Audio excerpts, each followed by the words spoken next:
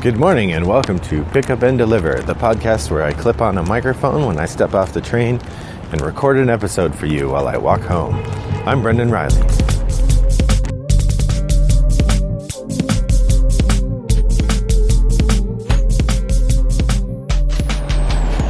Thanks for joining me this morning on Pick Up and Deliver.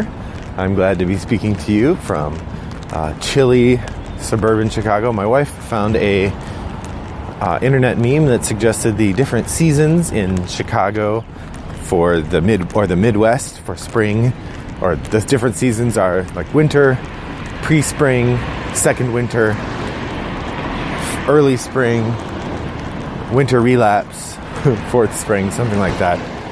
And it feels like we're experiencing that today. I had to put on gloves again after just a lovely weekend in which we lamented the shape of our yard. It's a lovely time to be alive. Well, this is spring break for me. My school is on break. I have a ton to do for a conference that I'm running next week, but I won't be going into campus, which is nice.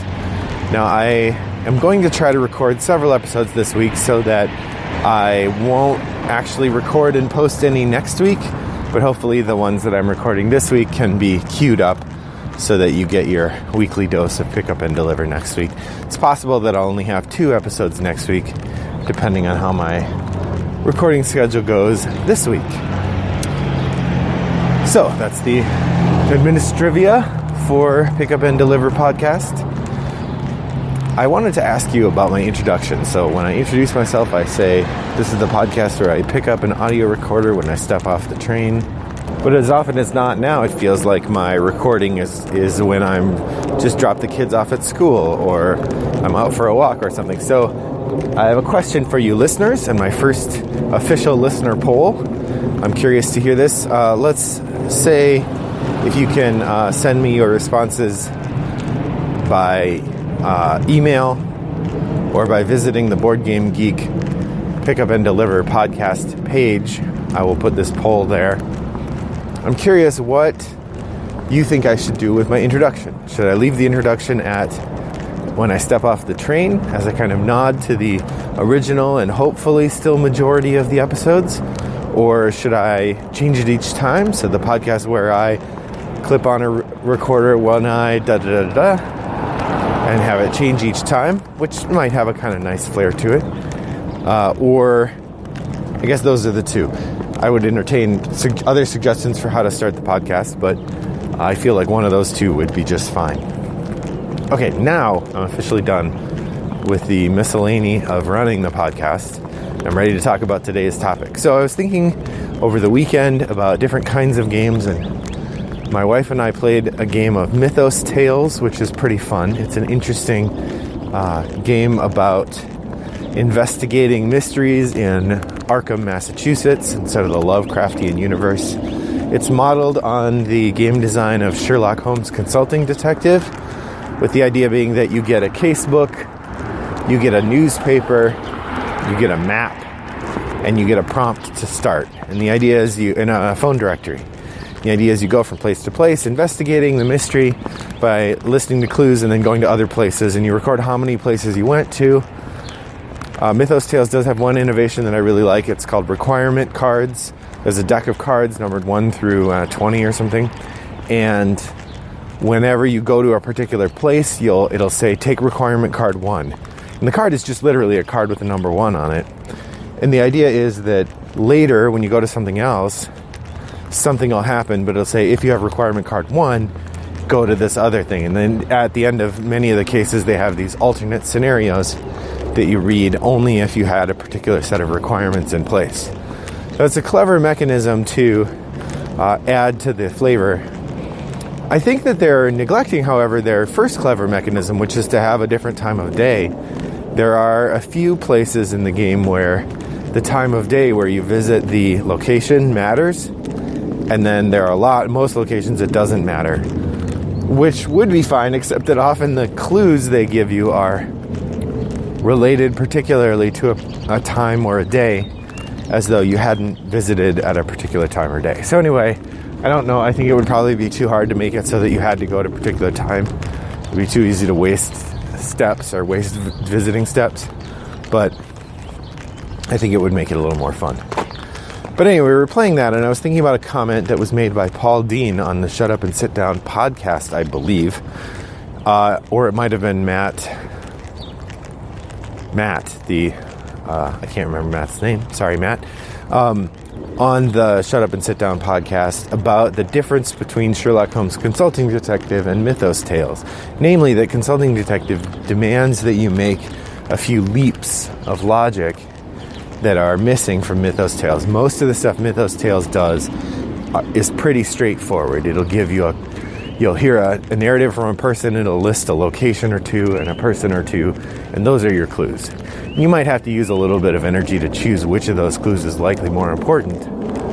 But like in Sherlock Holmes, you often have another leap of logic that you have to make before you get to the name of the place you need to go. So, or it depends on actual knowledge that you might have that comes from outside the game. So I was thinking about that, and I thought it would be interesting to talk about the notion of deduction or logic in games, and thinking about what kinds of deduction and logic get used in games.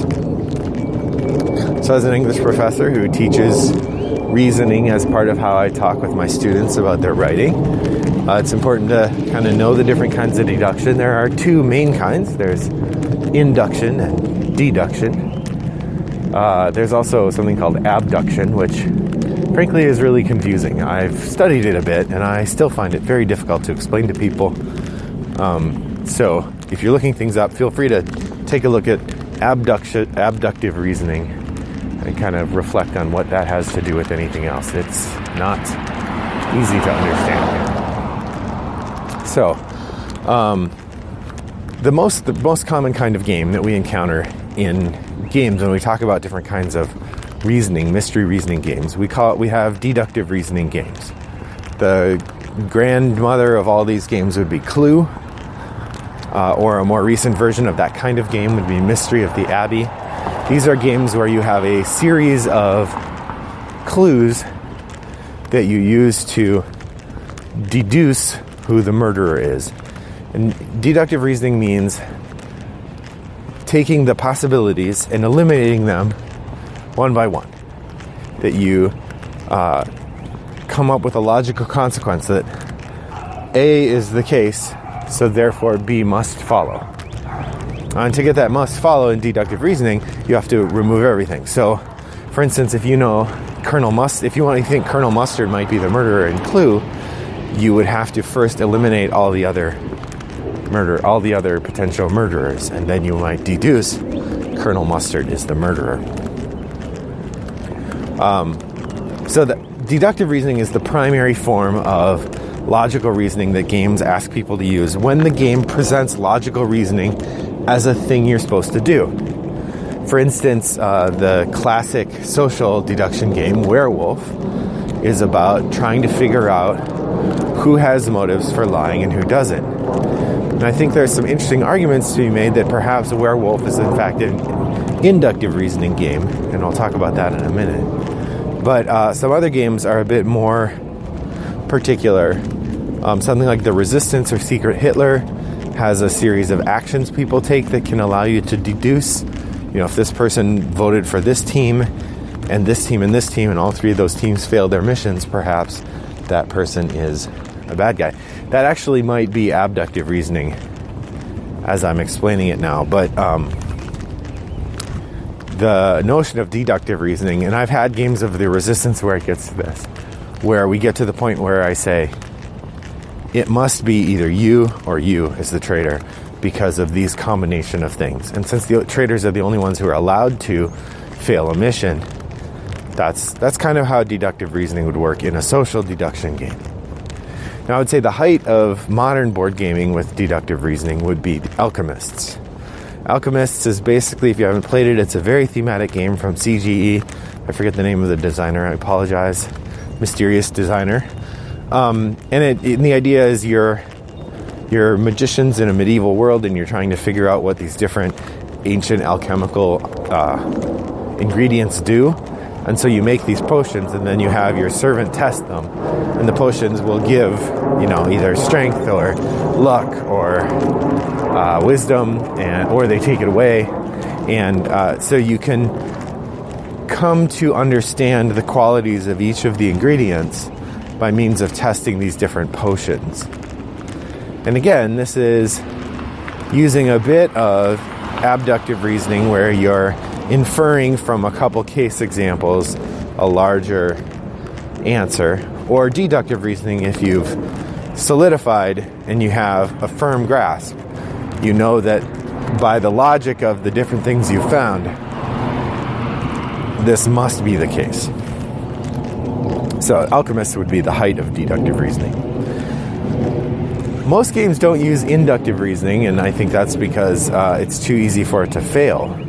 But as a method of playing games, inductive reasoning is really valuable to think about other players' behavior. So I'll give a classic game example first. If you've never played the card game Hearts, it's a good classic trick-taking game. The idea is you have a standard deck of playing cards. Everybody gets a certain number of cards in a hand, and your goal is to get as few heart cards as possible.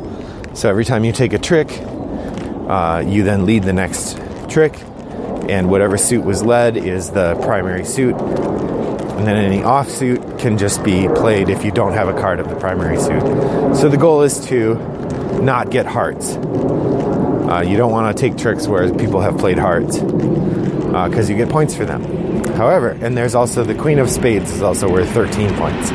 So you have 13 hearts worth 1 point each, and the Queen of Spades worth 13. So 26 points altogether in a round. Now, if somebody manages to take all the hearts and the Queen of Spades, that person has shot the moon. And instead of getting 26 points to themselves, everybody else gets 26 points. So the person who shot the moon actually, wins kind of when everyone else loses.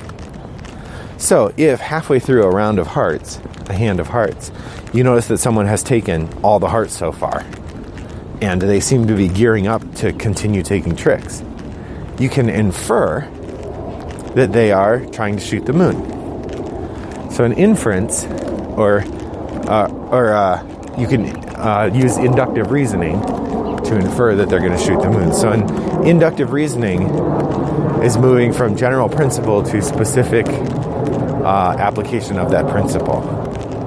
And the thing is, it's not reliable the way that deductive reasoning is, which is why it's generally not preferred. So inference would be something like, every swan I've ever seen in my entire life is white, therefore all swans are white. Now that's not true, and it's not guaranteed by logic to be true, because just because you've never seen a different colored swan doesn't mean it doesn't exist. But inductive reasoning is the main reasoning we use most of the time in our lives. Right? The way we navigate social spaces, the way we move through the world, is through inductive reasoning. I've ridden the commuter train several times a week since last May. There's never been a problem. There's no reason to think there would be a problem tomorrow. Right? That's inductive reasoning. And like I said, it is the primary way that we get through. In games, I think inductive reasoning is most useful as a way to try to understand two things. One is rule sets. That inductive reasoning is a good practice we all use to try to learn to play new games with new rules. That when you see a game using a particular mechanic, like let's say a deck builder, using a particular mechanism like spend your cards for the hand, discard them, draw new cards at the end of your turn. You'll use inductive reasoning to assume every deck builder you play is like that, which means that as a designer, if you're going to use a particular kind of mechanism and you're going to change the way it works, you need to really hammer home in the reading, in the rule book, that your rule is different than the usual rule, because people will assume it's the same. Inductive reasoning. Games themselves, I think, use inductive reasoning most when they have hidden motives. So for instance, like the Hearts example in Blood Rage, there's a character, one of the win conditions or one of the ways to play is to use the Loki strategy, in which you are trying to lose battles because every soldier, every warrior who gets killed and goes to Valhalla gets you more points. And so, while the game mostly says you want to win battles, somebody might be trying to lose battles, and a player trying to lose battles, you could use inductive reasoning to suggest that person is probably playing low-key. The same goes for a lot of games that have activities or ways of playing that suggest to people you're going for a certain strategy. A study in Emerald, for instance, you're trying to either kill or protect the old gods. And so if you kill an old god, people might use inductive reasoning to believe that you are of the old gods. Well, that was just a little primer today on different kinds of logic. I hope that you found it interesting and edifying. That's it for me today. You can reach out to me at Rattlebox Games on Twitter, or by emailing me at brendan@rattleboxgames.com, or hit me up on BoardGameGeek, Wombat929. I hope that your day and your next walk are as pleasant as mine was. Thanks for joining me. Bye-bye.